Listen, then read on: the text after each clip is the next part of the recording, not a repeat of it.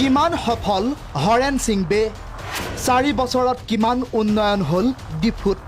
coat খৰচ হল সাংসদ পুঁজি হৰেনসিং বেক লৈ কিমান সন্তুষ্ট ডিফুৰ জনতা দেশৰ সাধাৰণ নিৰ্বাচনলৈ মাজত মাথো 6 মাহ বাকি নিৰ্বাচন চমু চাপি অহাৰ লগে লগে পুনৰ জনতাৰ কাষ চাপিছে সাংসদসকল আকৌ দি ফুৰিছে উন্নয়নৰ প্ৰতিশ্ৰুতি পিছে চলিত কাৰ্যকালত কি উন্নয়ন কৰিলে আমাৰ সাংসদসকলে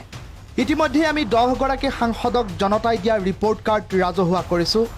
আজি আমি লৈ আহিছোঁ ডিফুৰ সাংসদ হৰেনসিং বেক সমষ্টিটোৰ জনতাই দিয়া ৰিপৰ্ট কাৰ্ড বিগত সময়ত পাহাৰীয়া জিলা তিনিখনত কি কৰিলে সাংসদ গৰাকীয়ে প্ৰথমে শুনক ডিফুৰ জনতাৰ মন্তব্য কোনো দেখা নাই আমাৰ গাঁৱতে থাকে হৰে গাঁও আমাৰ গাঁৱতো কোনো এমপি স্কিমটো আজিলৈকে দেখি পোৱা নাই এমপি স্কিম ক'ত কৰিছে মই এতিয়ালৈকে মানে দেখা পোৱাই নাই যেতিয়ালৈকে এই কিবা চৰকাৰ বিজেপি চৰকাৰ থাকোঁতে মানে ক'ত চলিছে এইটো আমি এতিয়ালৈকে দেখা পোৱাই নাই এতিয়াতো এমপি হৈ গ'ল আগতে ইএম আছিলে আচৰ ঘৰটো বেষ্ট দুলুনি আৰু ইয়াত থকাটো এংলং চিৰক চিনি পায় বা এমপি স্কিম কাম কৰিছে সেইটোতো মইতো চাবলৈ যোৱা নাই ক'তবা আছে নেকি বিহাৰতে ইয়াত ডিফু এৰিয়াটো শুনায়ো নাই দেখাও নাই আজিলৈকে মোৰতো ইয়াত ডিফুৰহে হয় ঘৰ শুনিলে নহয় এইবাৰ আমি আপোনাক লৈ আহিছোঁ ডিফু লোকসভা সমষ্টিৰ অন্যতম গুৰুত্বপূৰ্ণ অঞ্চল বৈঠালাংছুলৈ শুনক স্থানীয় সাংসদগৰাকীয়ে কি কৰিলে পশ্চিম কাৰ্বি আংলঙত ডেভেলপ একদম হ'ব লাগিছিলে কিন্তু হোৱা নাই এইটো বেয়া পাইছোঁ আৰু একচুৱেলি সেইটোত আমি ক'ব গ'লে এইটো ডেভেলপমেণ্ট সিহঁতৰ মুখত যিটো কৈ থাকে সেইটো ভাল লগা নাই তো বৰ্তমানলৈকে দেখা নাই আমাৰ এইটো পোৱা নাই আৰু দেখাৰো নাই ইয়াত MP Horensing Bey ডাঙৰীয়াই কাৰ্বি আংলং ৱেষ্ট কাৰ্বি আংলং ডিমা হাউচত সৰু সুৰা তেখেতৰ কিবা প্ৰগ্ৰামতে ঘূৰি ফুৰি থাকে আমি একেবাৰে সন্তুষ্ট নহয় জনসাধাৰণে যিটো বিচাৰিছে সেইটো মতে মানে পোৱা নাই এইবাৰ আহক বোকাজানলৈ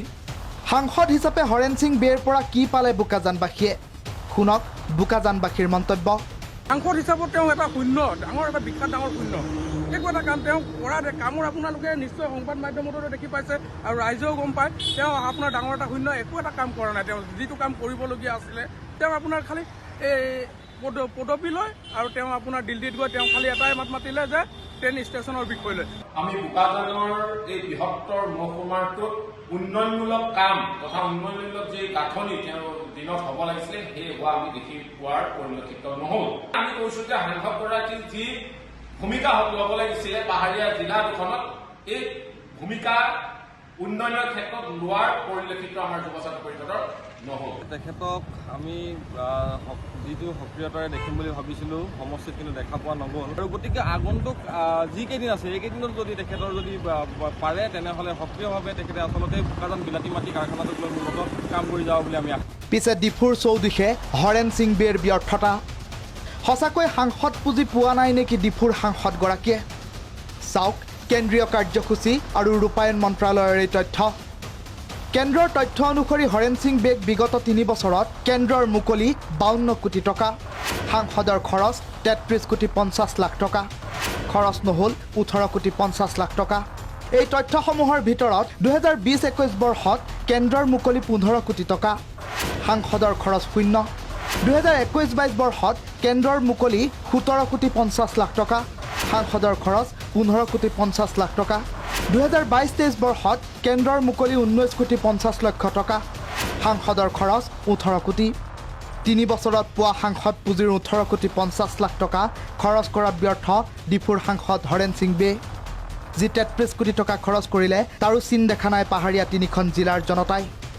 তেন্তে ক'ত খৰচ হ'ল 33 কোটি টকা ইয়ে প্ৰমাণ কৰে ডিফুৰ সাংসদ হিচাপে কিমান সফল হৰেনসিং বে